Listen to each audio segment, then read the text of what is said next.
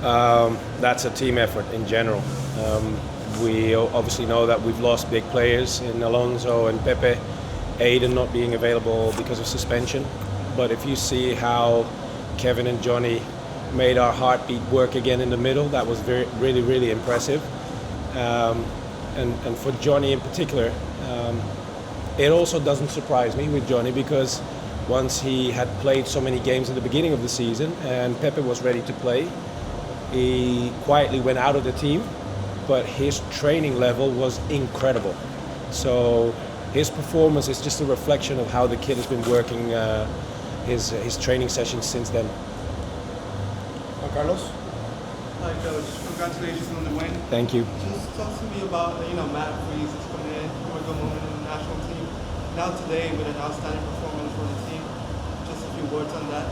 Yeah, well, I think it's very clear why Matty is the number one in the US national team, especially with the big saves in the second half in a very important phase of the game when you see Philly is trying to throw everything at us. The save and at the back post area was incredible. But it also shows his quality has grown throughout the season so much. So I think his performance shows in general how much he's grown through the season. Mo, and then George, and then Shane. Coach, Mohammed from the I said it to you in Charlotte, and I said it to you again in the press conference. You're able to diversify the team. It is amazing. How were you able to do it again today with all the missing pieces? Yeah, we're missing big pieces, guys that have played many games, but the foundation is always laid on the training pitch. So like I explained you guys just now with Johnny Shore, that goes for everybody, nobody excluded. So once we knew how to fix the new heartbeat with these two guys in the middle, we were very confident that they would bring their game to the pitch today, and they did that. And the team adjusted also pretty well with Nico and Maxi up front, finding those spaces that are very interesting to play against Philly. And then you see how we score the goal is a good example of the flexibility that we have in the team. And then, what can you say to the fans that came out today? I know you guys went and celebrated with them. Yeah, I was impressed. The whole part of the away fans was filled with light blue, and I could hear the chant during the national anthem as well. So that always helps an extra 20 to 25%, and I'm very happy for them, and I hope they are very proud of us.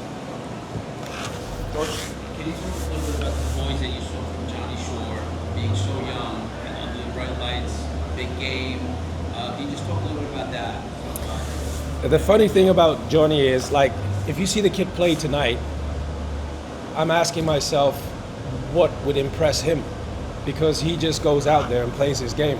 But like I said, and I showed the guys in the pre-match meeting a short video clip by Kobe Bryant, and Kobe explains how he remained so cold when he was playing and so confident. Because as he explained to the guys, and unfortunately he's not with us anymore, but we can use those lessons.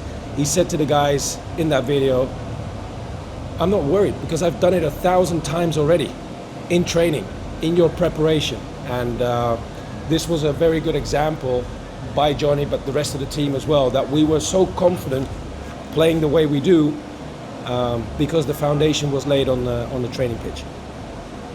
Shane? Hey Coach, Shane from New York. You kind of talked about it a little bit already, but can you talk a bit about Nico leading the line today with Maxi? He obviously provided the assist, but coming through.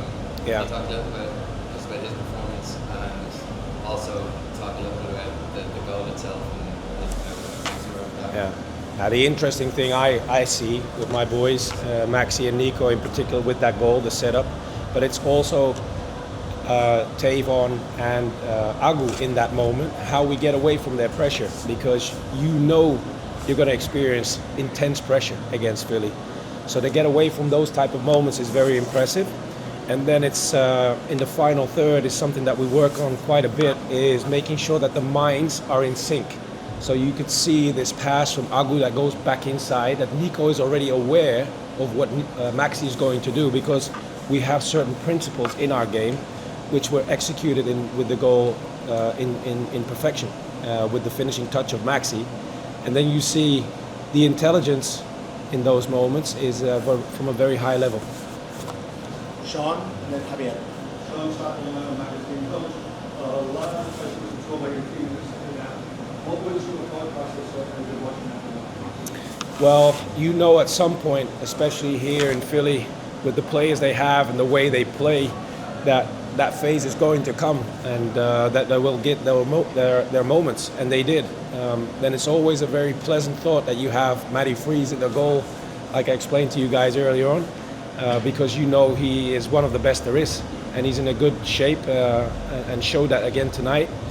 But also, if you see the commitment and the resilience that the team shows in particular moments to defend with their lives and have that block or throw their body in between the shot and the goal, it's so impressive.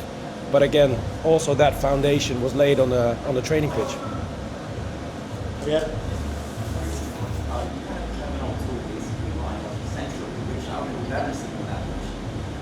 Did you develop this game plan like a week or 2 weeks so that when these guys came into this here today, we already knew, okay, this is how we're lining up, this is how we're performing? Yeah, there were a few games throughout the season in the MLS that he played as a double six, either going into a second half. I think the game Charlotte away was one of those moments.